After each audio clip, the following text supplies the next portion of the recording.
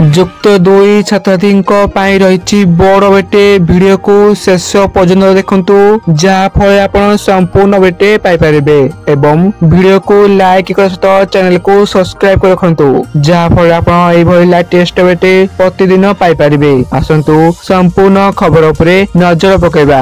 ଆଜି ପ୍ରକାଶ ପାଇବ ଯୁକ୍ତ 2 ପରୀକ୍ଷା ସୂଚୀ।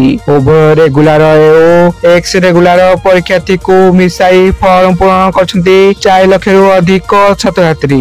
ଉଚ୍ଚ ମାଧ୍ୟମିକ ଶିକ୍ଷା ପରିଷଦ CHSE ପକ୍ଷରୁ ପ୍ରସ୍ତୁତ ପରୀକ୍ଷା ସୂଚୀକୁ ଆଜି ଅନୁମୋଦନ କରିବ। CHSE ପକ୍ଷରୁ ଗଠନ କମିଟି। ମିଳିଥିବା ସୂଚନା ମୁତାବକ ଫେବୃଆରୀରୁ ଆରମ୍ଭ ହୋଇପାରେ ପରୀକ୍ଷା। ଏଥିପାଇଁ CHSE ର କମିଟି ବୈଠକ ଅନୁଷ୍ଠିତ ହେବ। କମିଟିର ବୈଠକରେ CHSE ପକ୍ଷରୁ ପ୍ରସ୍ତୁତ ହୋଇଥିବା ପରୀକ୍ଷା ସୂଚୀରେ ବାଜିବ ମୋହର ଏବଂ ଡିସେମ୍ବର 15 ତାରିଖ ମଧ୍ୟରେ ମିଳିବ ଆଡମିଟ୍ କାର୍ଡ। ଇଏ ଥିଲା ସମ୍ପୂର୍ଣ୍ଣ ବେଟେ। ଆପଣମାନେ ଭିଡିଓକୁ ସମ୍ପୂର୍ଣ୍ଣ ଦେଖିଥିବାରୁ ଆପଣମାନଙ୍କୁ ଧନ୍ୟବାଦ।